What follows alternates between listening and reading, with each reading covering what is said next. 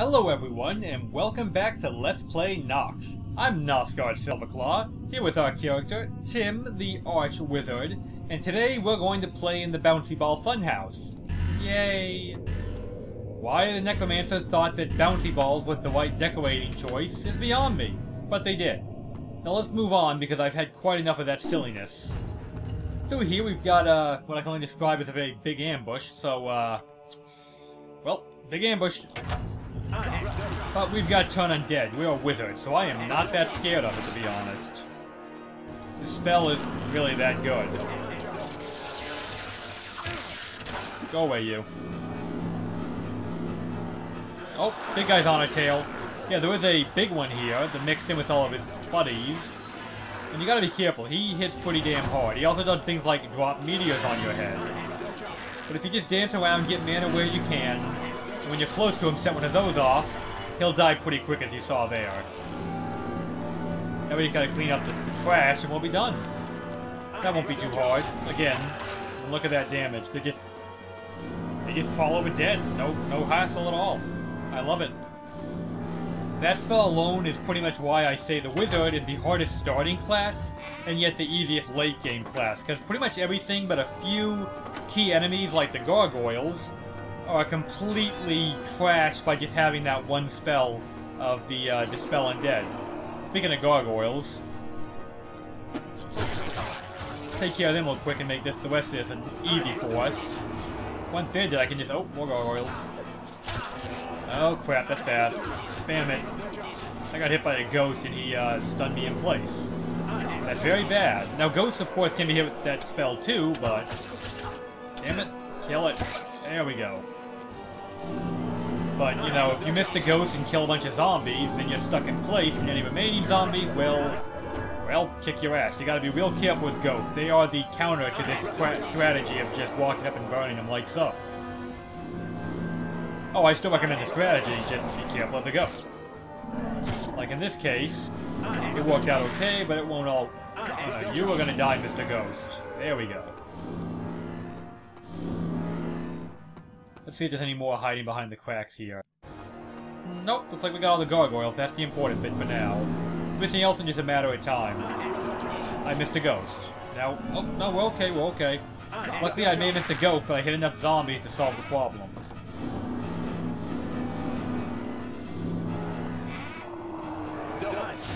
Problem solved. So, let's see what we get for our trouble, shall we? Nothing on that side. Oh, I'm not quite done yet, it seems. Now I'm done. Right then, now that everybody's dead, the way Dispel Undead works is, at level 3, which is the max level which we have now, it will do 250 damage to 5 different opponents, okay? 250 is the max. That's why it will not kill the red Necromancer outright, because he has more than 250 HP. However, every single other undead in the game, besides Necromancers, have less than 250 HP, making it a, well, instant kill, really. And that is why it's nice. Now, it occurred to me, I have not shown you guys the death message for this level yet. I'm going to autosave it here, because this is a good spot to do it. I want to demonstrate what makes this little bat so dangerous. Wizard, you failed to attach the orb to the Staff of Oblivion. This failure marks the end of a meaningless life. Yours!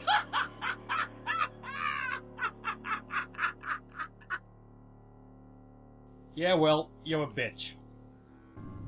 Alright, how about we fight him for real this time? So, first thing I want to do, hit him with a slow spell that missed him. Okay, that wasn't quite how I planned that out. Remember to keep your distance, keep him slow at all times. That's very, very important. You can try fire, it will hit him, but it will do reduced damage, which is why I normally don't. But I will show you what I mean. Okay, well that killed him, but just take my word for it, it did do reduced damage when I hit him with the fireball. It does not do full damage. I promise you I'm not making that up. Because his entire set of gear here, go away. Like, everything he's wearing, like the well not the hammer, that's of the leech, but every piece of gear is anti-fire resistance. In that one, we get a gargoyle scroll, which is really the only piece of gear, well rather the only thing worth getting out of this whole room. Oh, I'm gonna break them all anyway to show you, but nothing else here is that important after you get that one. just some health potions, some more enemies mixed in. And yeah, I was gonna say there should be another enemy. There it is. And you know, just some potions mixed in, yada yada. But really, you want that scroll to do more damage to gargoyles. There's obviously a hole there in the center, which we will be going down. And when we do, it will be an absolute cluster of chaos. So here we go. Starts off kind of easy, just a few little zombies here. Already cooked a good chunk of them. And another one here, another one here. Oh, well, at least I hit somebody. Nothing we can't handle. I mean, that's what we got the fireball staff for, right? Hit the mana ran out. Go ahead, clear out this first room real quick. And once it's done... Damn it. I said once it's done... Come on. Ah, they just keep coming. There's more in here than you might think, trust me. But once you clear out that group, it's easy to get over here, where you get a whole bunch more you gotta fight. At this point, I actually recommend you throw Whelp Fireballs some more, because they bunch up real good for you.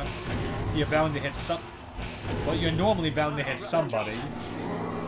Or you could just use, you know, level 3 turn Undead, which will cook like around 4 to 5 of them at a time. The next thing you know, you won't have any zombies left, like so. A few more up here we gotta deal with. You're not dead yet, really? There we go. So once the area is secure, you can crack all these open for the real reward, which is a triple fireball staff for replenishment. Oops, wrong one. It's exactly like the one we have here, except it shoots 3 fireballs and only has 10 charges instead of 20. However, when you think about it, 3 fireballs, 10 charges, you're actually shooting a total of 30 as opposed to a total of 20. So I do consider it the better choice. Case in point, 3 fireballs hit a lot more enemies than 2. Which is why I like it. Of course, the spread on them is pretty severe at long distance, so it can be pretty hard to use at times. So I like to save it for, you know, close quarters. But, you know, if you want to just throw fireballs like mad, be my guest. I will be selling my old fireball staff to the repair guy next time I get repairs. But I'll worry about that, well, next time I get repairs. For now, I can just charge it off screen before I sell it. While I'm here, go ahead and get a force field up. It just, I don't think I'll need it anytime soon, but it definitely will not hurt to have it. So, you know, get it whenever you can. First things first, after dealing with that room, go ahead and push this button to get to our next little room, which has a whole bunch of imps in it. So I want to get them to come after me and then hide behind the corner. Once they're closer, then I can beat them down easy enough. Lower the last imp over, and repeat the process. Try not to get hit too much on the way. Come on. There he is. See, he'll still hit you and he'll do some damage, but not nearly as much as if I was running across the room getting shot repeatedly trying to reach him. Much better to let the imps come to you, especially in this room. And alright, all my stuff is full, so we are good to continue. That's that room cleared. From there we can push the second button, and I think I pushed it twice. Yes, I did. So push it just one time, and you can cut through here, where they get ambushed by a cheap shot from a ghost. And then there'll be, guess what? More zombies. This spot, though, is pretty ideal for using your fireball staff, the triple one, because there's not a whole lot of room for them to hide from it in. Take care of that ghost, and pretty much everybody else. Well, except for these two. And now they're taken care of, and just like that, room clear. Here we get a spell of Drain Mana, which, well, is mostly useless, and I've already got it at level 3, so I really can't use it. From this point, you just want to push this button here, then push the first button again. Sorry, no, yeah, what's the first button? Get back here. You push the first button again, got confused for a moment, and then you can carry on to this next little trap here, which is a bunch of these dart things that I love so much. Here we go. Through here we've got yet another difficult enemy ahead of us. Now this is a mechanical golem. Just in fact. Obviously I can't hit him through the gates, right? That would be too cheap. But he can't hit me through the gates. You can't halberd him through it. As you see here, we're just not able to hit each other. But he will not come out until I open this sarcophagus. Now, I want to explain a few things first. If that actually will go through, as you saw, he did not take damage. He's a mechanical golem. Obviously, he's not undead, so don't try it. Alright, let's get this started, shall we? As you see there, he's immune to fireballs, so don't try that either. Here we get a book of Telekinesis, which I've demonstrated in the past, and it will not help us in this fight, so don't worry about it. What will help us is a slow spell and lightning, because that's pretty much the only thing he's not immune to. Fireballs will only push him back, so don't even waste your time. That won't hurt him at all. Second proof of concept. Now on the warrior, this guy is actually pretty damn scary. On the wizard, don't let him hit you, because he hurts like hell. He took off a good chunk of health with the force field up, and drained the entire force field. As soon as he died, though, get ready for a fight, because the imps come out big.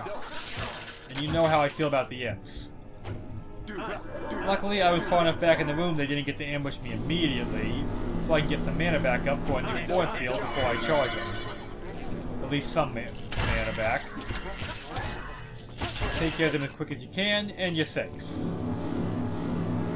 Once he's done, well, this is why they gave us a book of Telekinesis.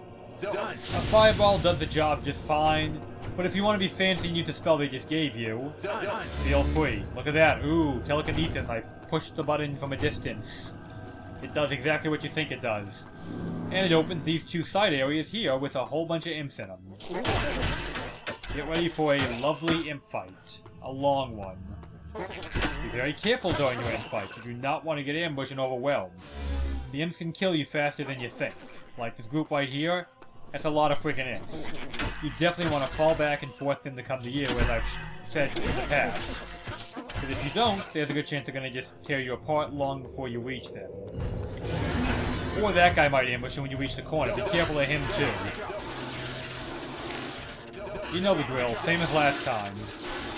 Cook him, stay out of his range, and if you run out of mana, fall all the way back to the main room to get more mana, but do not fight him without a lot of distance between the two of you. There we go, another one down. Yeah, that is why I insisted on keeping a force field up. Remember how I said, you know, make sure you have a force field? Well, that might be why. He would have probably one-shotted me if I didn't have it up, and I don't particularly want to redo this whole video because of a careless mistake of not having a good force field. Anyway, for the trouble of killing him, you get that potion. Yeah. Talk about underpaid for the trouble. Well, what can you do, right guys? Another one of those there we can deal with. Even more here. Kill them. There we go. Nothing over here. This is like a little maze. It's not... Don't touch that. It's not a really bad maze. And it does give you your level 3 protect from shock if you still need that, which, well hey, I'm a collector, why not? I'm not going to get much use out of it, but it is there. Back here we got a little secret passageway kind of thing, with more of these things waiting to shoot at us in our secret passageway. But we do get a grand robe of dragon hide, which will give us good fire defense, which, between lightning resist and fire defense, I'd rather have fire in this part of the level, because you're going to see a lot more fire damage than you're going to see lightning damage. So I will be making that switch over. Alright. Looks like we're going to have to go down this way to check the rest of the maze to find what we're actually here for. And I do want to keep the halberd as my main weapon for the constant assault of the gargoyles. Yeah. Fireballs, they have a habit of dodging them, as I'm pretty sure I showed you already. So I just don't recommend trying that route. Some more mana potions here I don't really need. Yeah, nice try, buddy. I'm on to your tricks by this point.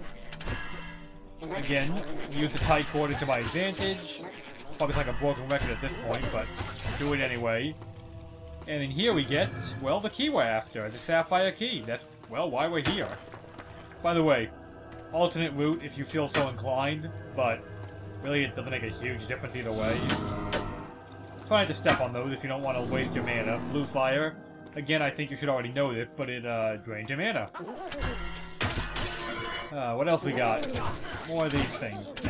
As you can see, without the force field up, they don't, like, do crazy damage, but it will stack up faster than you might first expect, so just be really careful. I can't insist on that enough. And don't step in that giant blue fire pit. It's there just to troll you. Anyway, we got the Sapphire Key now, so we can head back out.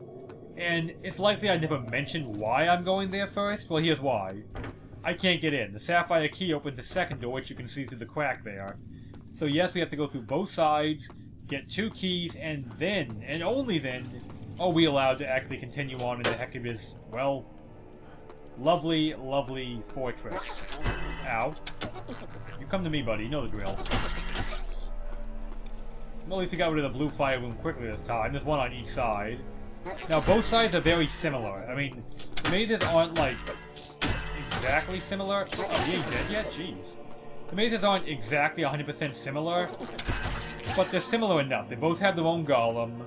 They both have, lots of gargoyles. They both have the blue fire room. They both end with one of these. Enough similarities that, well,